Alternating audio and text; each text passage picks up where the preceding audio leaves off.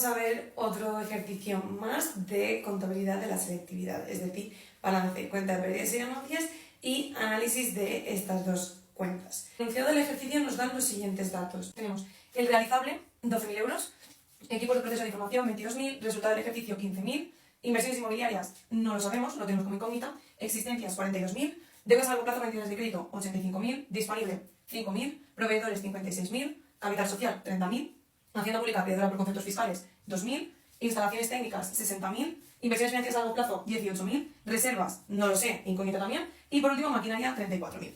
Como veis, en este enunciado ya tenemos dos incógnitas que nos dificultan bastante la confección de un balance. Pero en el primer apartado nos dice que la ratio de solvencia o de garantía es de 1,4. Entonces, a partir de la ratio de solvencia o de garantía, nosotros podemos sacar el total del activo. Porque si nos fijamos aquí, los dos únicos elementos que nos faltan es uno del activo y uno del patrimonio neto, por lo que el pasivo lo tenemos, que es una de las masas que necesitamos para calcular la ratio de garantía, y la que nos faltaría sería calcular el total del activo, pero como ya tenemos el total de la ratio de garantía, podríamos calcular aislando este activo de esta ratio. Vale, entonces aquí nos está diciendo que la ratio de garantía, ¿vale?, o de solvencia, es igual a 1,4. ¿Cómo calculábamos la ratio de garantía o solvencia? Esto era a largo plazo. Por lo tanto, ¿cómo lo calculábamos? Activo entre pasivo. Nosotros el activo no lo tenemos y el pasivo sí que lo podemos calcular a partir de la suma pues, de todos los elementos que teníamos en el enunciado. ¿Vale? Por lo tanto, 1,4 es igual al activo que no tenemos y el pasivo que vamos a sumarlo rápidamente y lo ponemos aquí. Y el pasivo que es un total de 143.000 euros. Esto si lo aislamos, ponemos la A un lado y el 143.000 se multiplicaría por 1,4, daría un total de 200.200 euros. ¿Vale? Entonces, en este caso nosotros ya tendríamos el total del activo y con esto ya podríamos ir haciendo cositas, ¿vale? En este primer apartado ya no nos piden nada más, simplemente calcular el total del activo. Pero obviamente este total del activo lo necesitaremos para calcular esas dos incógnitas que tenemos en el enunciado. Una eran las inversiones inmobiliarias, que no las teníamos y que forman parte del activo, por lo que ya a través de la ecuación que sabemos que el activo es igual al patrimonio neto más el pasivo, podríamos sacarla. Y la otra sería las reservas, que también la podríamos sacar a partir de esta ecuación. En el segundo apartado nos indica que calculemos aquellas dos incógnitas que nos faltaban en el enunciado. Por lo tanto, la primera que vamos a sacar sería la parte de las inversiones inmobiliarias, que es dentro del activo. ¿Cómo lo sabemos? Pues a través del total del activo vamos haciendo la suma y aislamos, ¿vale? 200.200 es igual, ¿vale? Vamos sumando todo lo que sería el activo, ¿vale?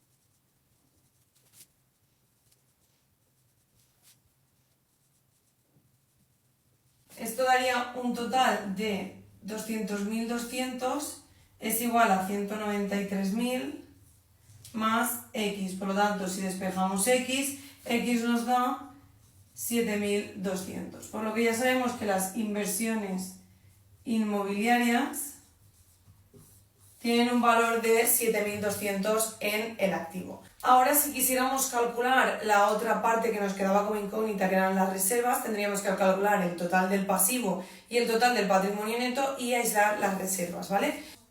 Por la fórmula, ¿vale? Por lo tanto, partimos de esta, ¿vale? Sabemos que el pasivo era 143.000 porque ya lo teníamos calculado de antes y le sumamos el patrimonio neto, que en este caso tendríamos pues, el resultado del ejercicio que eran 15.000 más el capital social que eran 30.000 más las reservas que no las tenemos. Porque si tenemos eso, nos daría reservas total de 12.200 euros. Y ahora, en este caso, solo nos quedaría elaborar el balance. Vale, entonces ahora lo que vamos a ir poniendo es los elementos dentro del balance, ¿vale?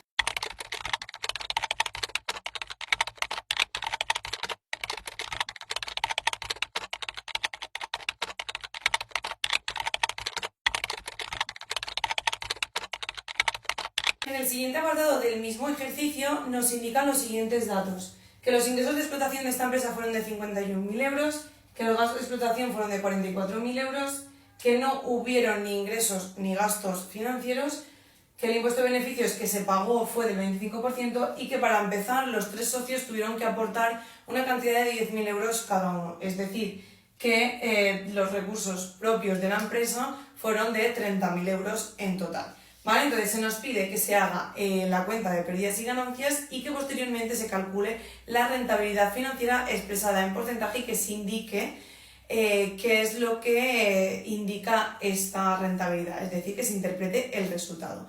De los ingresos de explotación que habíamos dicho ya en el enunciado, tenían un total de 51.000 euros. ¿Vale? Los gastos de explotación tenían un total de 44.000.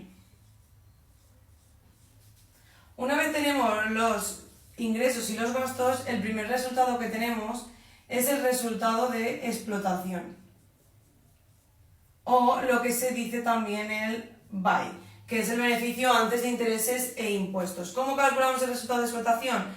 Restando los ingresos de explotación menos los gastos de explotación. Esto da un total de 7.000 euros. Una vez tenemos calculado esto, lo siguiente que vendría serían los ingresos financieros y los gastos financieros. Y después de ello el resultado financiero. Como no tenemos ni ingresos ni gastos financieros, pasamos directamente al resultado financiero. En este caso, obviamente, como no tenemos nada, sería 0. ¿Vale? Una vez tenemos calculado esto, lo siguiente que tendríamos que calcular sería el resultado antes de impuestos, pero después de intereses. Que es lo que llamamos como BAI. Como el resultado financiero es 0, nuestro resultado antes de impuestos será igual al resultado antes de impuestos e intereses. ¿Vale? Después de esto, lo que tendríamos que calcular sería el impuesto sobre los beneficios,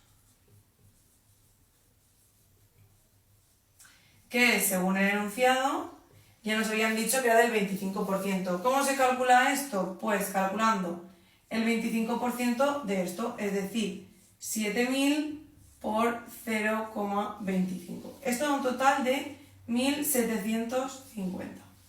¿Vale? Y para saber el resultado del ejercicio, es decir, el beneficio neto de la empresa, que sería el resultado que después se pone en el balance, ¿vale? Beneficio neto por resultado de empresa. Lo que tendríamos que hacer es 7.000 menos 1.750, que sería 5.250. Este es el resultado que necesitamos para calcular la rentabilidad financiera, que si nos acordamos de la fórmula, la pongo en un ladito aquí, la rentabilidad financiera se calcula a través del beneficio neto, es decir, esta, partido los recursos propios, que por eso mismo nos acaban de decir que han tenido que aportar cada socio 10.000 euros, por lo tanto, recursos propios serían 30.000. Y el beneficio neto, 5.250. ¿Vale? Esto sería un total, que multiplicado por 100, ¿vale? Sería un total de 17,5%. Lo que significa es que por cada 100 euros de recursos propios, es decir, por cada 100 euros que han aportado los socios, se han obtenido un total de 17,5 euros de beneficios, ¿vale? Es decir, que al final lo que mide la rentabilidad financiera es la rentabilidad del dinero que aportan los socios a la empresa.